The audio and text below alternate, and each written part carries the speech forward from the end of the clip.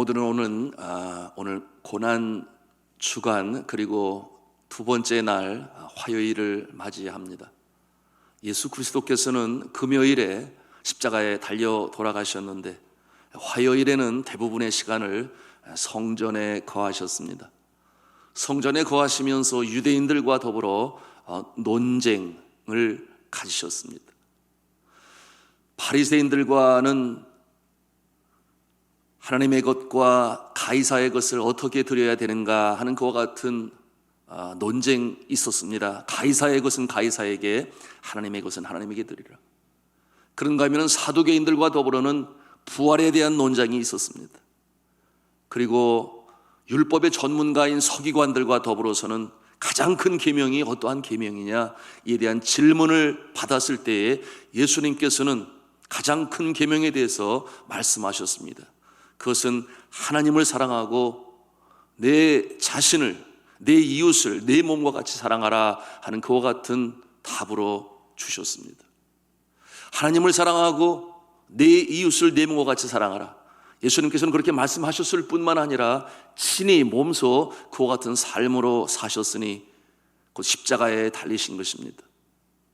예수님의 십자가에 달리심은 고초를 당하시고 손과 발에 못 박히시고 물과 피를 다 쏟으시고 돌아가신 것은 그처럼 자신을 위한 것이 아니라 온 인류를 위하여 그와 같은 고초를 당하셨음을 우리가 기억합니다.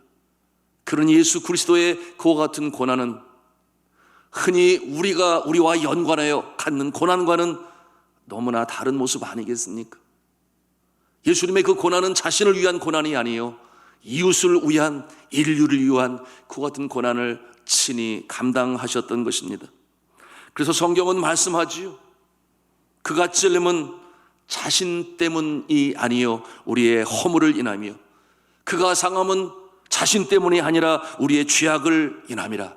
그가 징계를 받음으로 우리가 평화를 누리고 그가 채찍에 맞음으로 우리가 나음을 입어도다. 성경에 있는 말씀 그대로 그는 그렇게 친히 말씀하신 바를 몸소 행하셨던 예수 그리스도이심을 우리가 말씀을 통해 알 수 있습니다. 그렇습니다. 이 고난 주간에 우리에게 감동이 되는 것은 고난을 당하나 그 고난이 자신 때문이 아닌 것이요 모든 인류와 이웃을 위해서 달려 돌아가신 예수 그리스도이기 때문에 그것이 감동이 되고 우리 마음에 눈물이 되는 것입니다. 이와 같은 사순절과 고난 주간을 보내시면서 예수 그리스도께서 우리를 향하신 그 음성이 새벽에도 우리의 마음에 울려 퍼지기를 원하는 것은 내가 너희 대신 징계를 받았으니 이제 너희는 평화를 누리라. 내가 너희를 위하여 채찍에 맞았으니 이제 너희는 나음을 입으라. 이와 같은 주의 음성이 우리의 심령 가운데 울려 퍼질 수 있기를 주님의 이름으로 축원합니다. 이 평화의 주님이 주시는 나음, 십자가의 고난과 부활의 그 영광을 덧입는 우리의 모습, 2020년 부활절이 될 수 있기를 주님의 이름으로 축복합니다. 자, 이와 같은 모습으로 십자가의 영성으로 회복되어진 우리의 마음에는 거룩과 절제와 사랑이 넘쳐나서 서로를 위한 섬김과 헌신과 나눔이 나타나야 합니다. 나는 너에게, 너는 나에게 피차간에 서로 귀히 존중이 여기고 여김을 받고 그러는 가운데 샬롬을 이루어나가는 바로 예수 그리스도의 그 간절한 소원을 이루어나가는 우리 모두가 되어야 할 것입니다. 여러분, 룻기서를 통해서 발견하는 그 주인공들의 모습이 다 같은 모습이에요. 여러분, 이 룻기서에 나오는 세 명의 주인공 우리가 익숙히 잘 알아요. 나오미와 그의 며느리 룻과 그리고 룻의 남편이 되는 보아스입니다. 여러분, 이 보아스는 룻에게, 룻은 보아스에게, 그런가 하면은 룻은 어머니인 나오미에게, 나오미는 룻에게, 그리고 보아스는 나오미에게, 나오미는 또한 보아스에게 피차 서로 헤세드라고 그랬습니다. 인애를 베풀므로 말미암아 서로가 잘되고 서로가 귀히 여기고 그러므로 샬롬을 이뤄나가는 아름다운 그 모습, 바로 하나님께서 원하시는 이 땅에서 우리 삶의 모습을 친히 실천하고 행해 보였던 그 모습 아니었겠습니까? 그러므로 고난 중에 어려움 속에 그야말로 바닥까지 내 동댕이 침바 되었던 그와 같은 모습 아니었나요? 그의 남편을 잃고 두 아들을 잃었던 여인 나오미. 그러나 저가 다시금 약속의 땅으로 베들레헴으로 돌아옴으로 말미암아 그가 어떤 일을 했나요? 아무런 한 일 없어요. 다시금 주님 앞에 주님께서 약속하신 땅으로 돌아올 때에 하나님의 은혜, 헤세드가 시작이 되었던 것을 우리가 볼 수 있는데, 사랑하는 성도 여러분, 어제 우리가 말씀으로 나눴습니다. 주님 앞에 돌아서시기를 바랍니다. 돌아오시기를 바랍니다. 특별히 어려움을 당할 때에 우리가 그곳에 머무는 것이 아니라 주님 앞에 돌아오심으로 말미암아 하나님께서 베푸시는 은혜, 값없이 주시는 은혜, 나오미에게 역사했던 하나님의 축복의 역사가 나타날 수 있기를 저는 주님의 이름으로 축복합니다. 여러분, 우리가 알아요. 이 룻기의 처음은 한 가정의 몰락으로 시작되지 않았습니까? 흉년으로 인해 고향을 떠났어. 이방인의 땅 모압 지방에 살았던 엘리멜렉과 그 가족. 그러나 약속의 땅 이 베들레헴을 떠난 자들에게 비극이었습니다. 우리가 그 내용을 알아요. 고향으로 돌아온 이 나오미, 그 모습이 정말 보잘것없는 모습이었어요. 갈 때는 그런 모습 아니었습니다. 그의 마음에는 세상을 향한 소망이 있었지요. 야망도 있었지요. 거기 가면 잘 되리라. 그래서 나섰지만은 돌아온 그 모습은 너무나 초라했어요. 그러니 저가 그를 잘 알아보지 못하는, 왜 못 알아보았겠어요? 고향 사람들이 너무나 그 몰골이 초췌하니까, 그 모습이 초췌하니까. 그래서 이 이가 나오미냐, 그렇게 저들이 반문하였습니다. 그때 나오미가 뭐라고 그랬나요? 나를 나오미라 부르지 말고 나를 마라라 부르라. 그 이름의 뜻을 보면 나를, 내 이름 나오미의 뜻대로 환희라고 하는 그런 이름으로 부르지 말고 마라라고 부르라, 즉 쓴맛으로 부르라, 그렇게 저들에게 부탁했어요. 그 이유를 뭐라고 말씀했는가 하면, 여호와께서 나를 징벌하셨다. 그러므로 여호와께서 내게 비어오게 하셨느니라, 그렇게 고백했어요. 무슨 말씀입니까? 나로 하여금 빈 털토리가 되어 돌아오게 하셨느니라. 절망이요, 좌절이요, 낙심이요, 어두운 그늘이 그의 마음을 완전히 덮은 그와 같은 모습이었어요. 그러나 하나님은 이 불쌍한 여인에게 긍휼을 베풀기 시작합니다. 영적인 의미가 있다 그랬어요. 다시금 약속의 땅으로 돌아오게 되었으니, 주님의 품 안에 거하게 되었으니, 그녀의 말대로 비오게 한 것이 아니라 이미 그 마음 돌이켜 베들레헴으로 돌아가려고 할 때에 그의 며느리를 붙이시지 않습니까? 룻을 붙여주시는 것이 바로 하나님께서 베푸신 은혜였던 것입니다. 그리고 이 룻과 베들레헴 사람, 부와 권세를 가지고 있었던 보아스와의 만남을 주님께서 주선해 주신 것입니다. 여러 우여곡절 끝에 그 결론의 부분에 이르게 되지 않습니까? 보아스는 룻을 자신의 아내로 받아들이게 되고, 그리고 오늘 말씀해 보니 10명의 장로들로부터 축복을 받습니다. 그리고 1년이 지나자 룻은 아들 오벳을 낳습니다. 나오미는 손주를 품에 안습니다. 그동안의 모든 고통과 아픔, 슬픔, 환난의 종식을 찍는 그와 같은 축복의 역사로 해피엔딩, 이것이 룻기의 결말인 것입니다. 비극으로 시작된 한 가정의 이야기, 고난 중에 환난 중에 이처럼 하나님의 은혜로 서로 피차간의 헤세드를 행함으로 아름다운 해피엔딩을 이루는데요, 이 같은 모습이 작금의 어려움을 당하고 있는 믿음의 사람들, 우리 모두에게 나타날 수 있기를 저는 주님의 이름으로 축복합니다. 고난의 마지막 승리요, 샬롬이요, 축복이요, 환희, 제 대신 화관을 씌우시는 주님의 축복의 역사가 우리가 오늘 이 새벽에도 간절히 바라고 기도하는 제목 아니겠습니까? 보아스와 룻의 아들 오벳은 장차 성군이 되는 다윗 왕의 할아버지가 됩니다. 그리고 다윗의 가문에서 인류의 구세주인 예수 그리스도께서 탄생하심을 우리는 룻기를 통해서 볼 수 있습니다. 평탄하지 않은 굴곡진 인생을 살아가는 사람들에게 이 룻의 이야기는 고난 속에서도 삶을 포기하지 않게 합니다. 이것이 고난 주간을 보내는 우리의 자세가 되어야 할 것입니다. 마냥 슬퍼하고 또한 가라앉고 하는 그런 모습이 아니잖아요. 내가 징계를 받음으로 너희가 평화를 누릴 것이다. 내가 채찍에 맞음으로 너희는 나음을 입을 것이다. 결국 고난의 마지막 승리, 부활의 첫 열매로 일어나시는 예수님을 바라보시면서 이 고난 주간에 더더욱 기도가 깊어가시고 예수님의 그 사랑이 깊어가실 수 있기를 주님의 이름으로 부탁합니다. 자, 이 헤세드가 룻기서의 주제이죠. 하나님의 긍휼의 손길, 헤세드. 하나님의 헤세드는 사람을 통해서 베풀어진 모습을 볼 수 있어요. 말씀드린 것처럼 보아스와 룻과 나오미, 그리고 그를 축복하는 장로들. 이와 같은 모습은 여인 룻에게 조건 없이 베풀어졌습니다. 그리고 이 부유한 자, 권세 있는 자 보아스는 룻에게 헤세드를 베풉니다. 서로를 향한 긍휼이에요. 여러분, 이 보아스는 무엇 때문에 그 나이 이르기까지 결혼을 하지 못했습니까? 여러 가지 많은 이유가 있었겠으나 결국 하나님께서 섭리하신 것이지만, 그러나 룻을 취하게 되므로 그는 가정을 이루고 예수님의 족보를 이어가는 일에 귀하게 쓰임받는 축복자가 되어집니다. 나오미는 그처럼 그 모습이 초라한 모습으로 돌아왔으나 다시금 그 영광과 행복과 감사가 넘치는 인생으로 바뀌었습니다. 또한 룻은 어떠한 여인이었습니까? 그는 이방인이었어요. 남편을 여인이었습니다. 어디에 그 몸을 의지할 때 있겠습니까?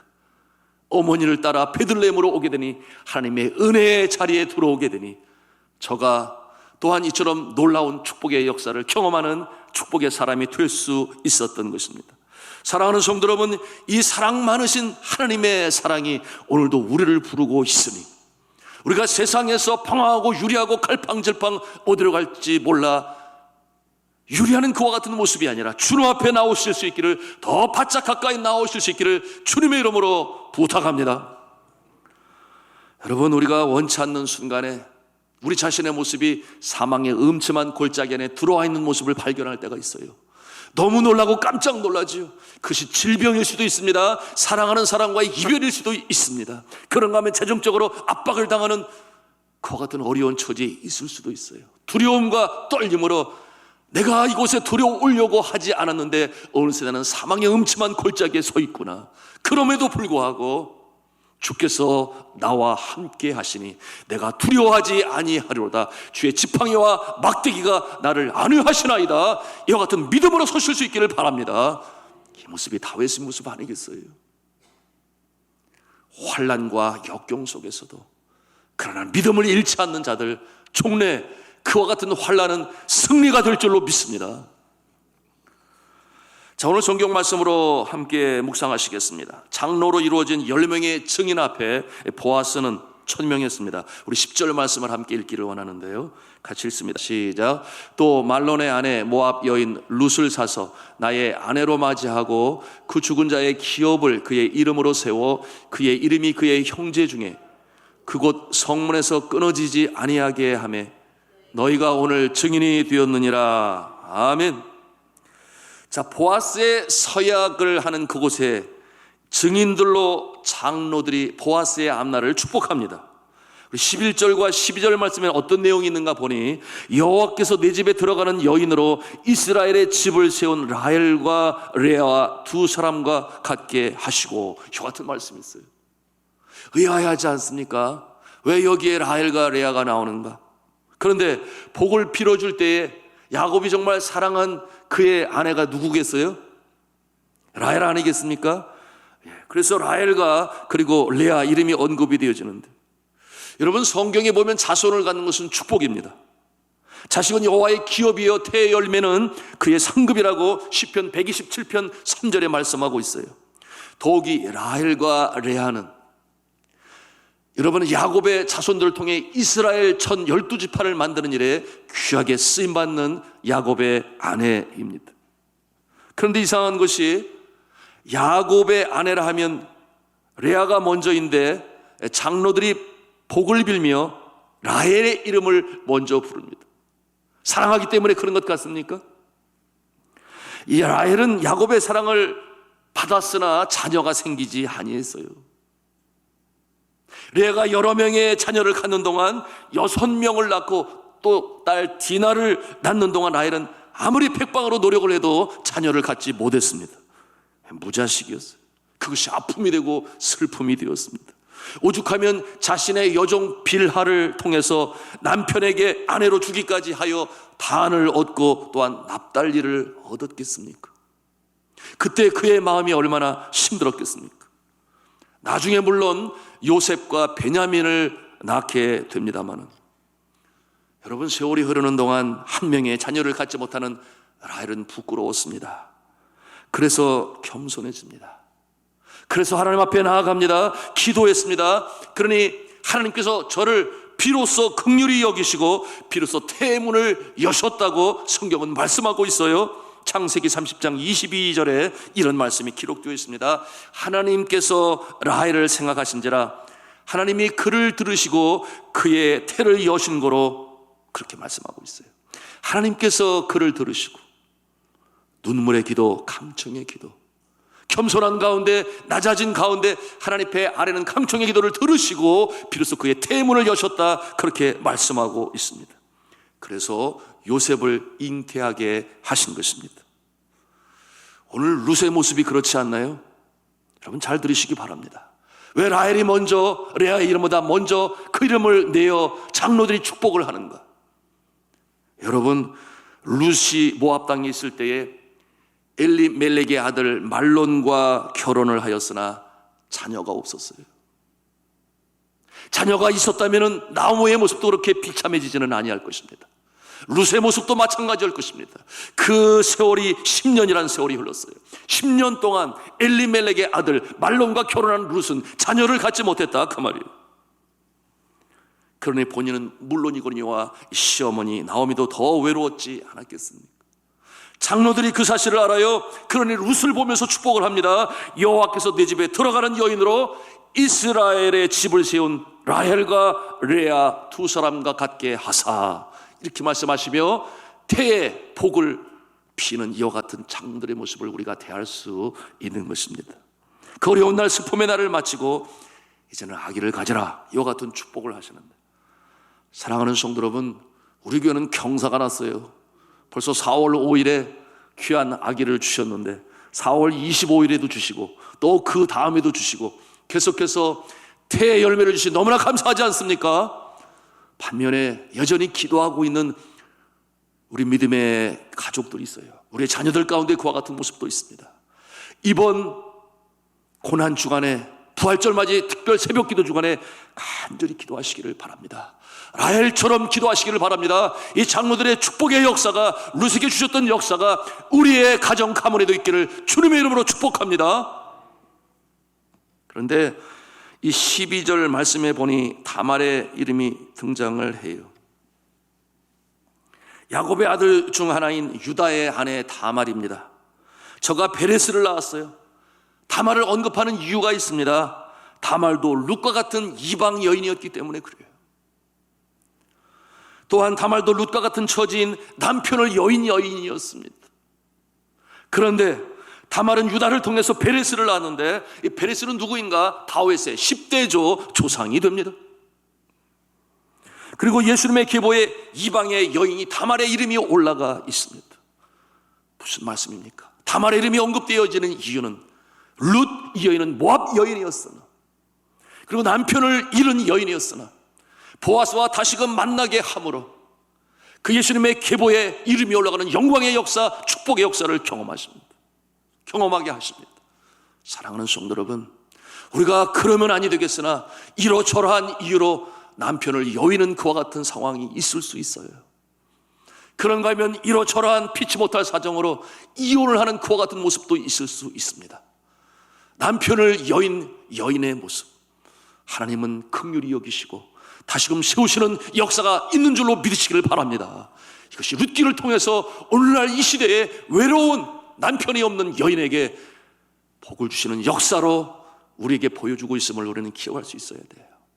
이방 여인임에도 불구하고 이처럼 하나님께서는 다말의 이름을 언급하면서 장로들을 통해 룻에게 복을 주시는 역사가 있으니 이와 같은 축복의 역사가 우리 모두에게, 우리의 가정에도 있기를 주님의 이름으로 축복합니다.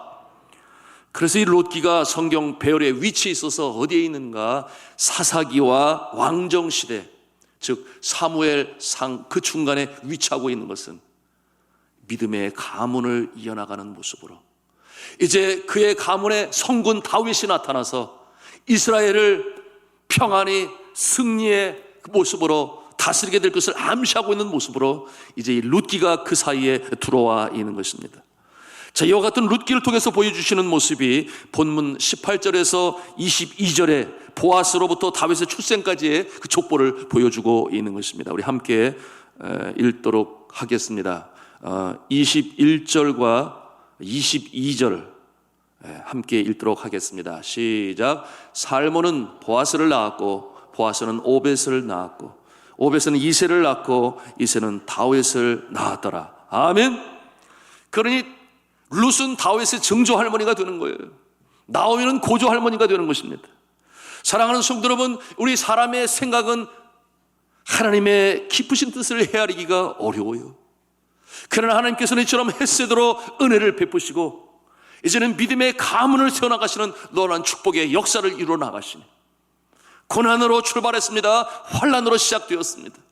그럼에도 불구하고 하나님께서 은혜를 베푸시고 베들레헴 땅으로 다시금 돌아온 이 여인 나오미, 룻을 통하여 보아스를 통하여 믿음의 가문을 이루어 나가시니, 사랑하는 성도 여러분, 여러분의 생애에 내가 처음 예수를 믿음으로 말미암아 너무 힘들어, 시댁 식구들 다 예수 믿게 만들기가 너무 힘들어, 그런가 하면 내가 처음 예수를 믿기 때문에 먼저 씨앗을 뿌리고 하나님께 선한 행위로 심은 그 가문들보다는 못한 것 같아요. 여러분, 그렇게 생각하시면 아니 됩니다. 오늘 룻을 통해서 우리가 받는 그 축복의 역사를 보지 않습니까? 하나님이여, 하나님이여, 나를 축복하시고 주의 영광을 드러내사 나의 가정이 믿음의 가문이 되게 하여 주옵소서, 명문 가문이 되게 하여 주옵소서. 이번 고난 주간에 기도하실 수 있기를 바랍니다. 그러나 그 기도는 이와 같은 기도가 되어야 돼요. 선한 일을 행함으로, 그러므로 선한 씨앗을 뿌리는, 어려운 자들을 기꺼이 사랑으로 돌볼 수 있는 섬김의 모습으로 나갈 수 있는 나의 모습이 되게 하시고 나의 가정의 모습이 되게 하여 주셔서 주의 영광을 드러내는 귀하게 쓰임받는 가문이 되기를 간절히 소원합니다. 기도하실 수 있기를 주님의 이름으로 축복합니다. 사랑하는 성도 여러분, 오늘 이 나오미와 룻과 보아스와 같은 이 믿음을, 이 성품을 우리가 가져야 되는데요, 대대손손 가져야 되는데요. 여러분, 이 나오미가 얼마나 그 어려운 가운데서 다시금 회복되어지는 모습을 우리가 볼 수 있습니까? 룻이 아들을 낳았기 때문에 더 그러했죠. 비참한 모습으로, 거지와 같은 모습으로 고향에 돌아왔던 나오미 아니었겠습니까? 고향의 여인들이 그 몰골을 알아보지 못했다 그랬어요. 그런데 이제는 복으로 빕니다. 진정어린 축복을 합니다. 손주를 안고 있는 이 나오미를 축복하는데 그 내용이 14절과 15절 말씀이에요. 우리 같이 읽도록 하겠습니다. 시작. 여인들이 나오미에게 이르되 찬송할지로다. 여호와께서 오늘 내게 기업 물을 자가 없게 하지 아니하셨도다. 이 아이의 이름이 이스라엘 중에 유명하게 되기를 원하노라. 이는 내 생명의 회복자이며 내 노년의 봉양자라. 곧 너를 사랑하며 7 아들보다 귀한 내 며느리가 낳은 자로다 하니라. 아멘. 내 생명의 회복자라, 내 노년의 봉양자라. 너를 사랑할 것이다. 고난은 다 지나가고 샬롬의 상태로 회복되어지는 모습. 사랑하는 성도 여러분, 우리가 이렇게 2020년 부활절을 맞이하며 부활절 맞이 특별 새벽 기도회, 고난주간 새벽 기도회로 드리고 있습니다. 예수 그리스도의 십자가의 고난 다시 한번 마음에 새기는 것은 그가 그 자신을 위한 것이 아니라 바로 여러분과 저를 위하여, 저가 징계를 받고 저가 채찍에 맞았으므로 너희는 이제 더 이상 그와 같은 고난, 그 아픔, 채찍을 맞을 필요는 없다. 그러나 내 안에 거하라. 나와 더불어 나와 동행함으로 어려운 고난을 넉넉히 이겨나갈 수 있다. 주님께서 이 고난주간에 우리가 주시는 메시지인 것입니다. 십자가의 사랑을 기억하고 묵상하며 더 깊은 영성의 단계로 나아가시는 우리 모두, 기도가 깊어지시고 성품이 변화되어 날 위하여 십자가에 달려 들어가신 예수 그리스도의 그 십자가에 부끄럽지 않은 복된 인생으로, 거룩한 인생으로, 절제 인생으로, 섬김의 인생으로 살아나가시는 저와 여러분 다 되실 수 있기를 주님의 이름으로 축원합니다.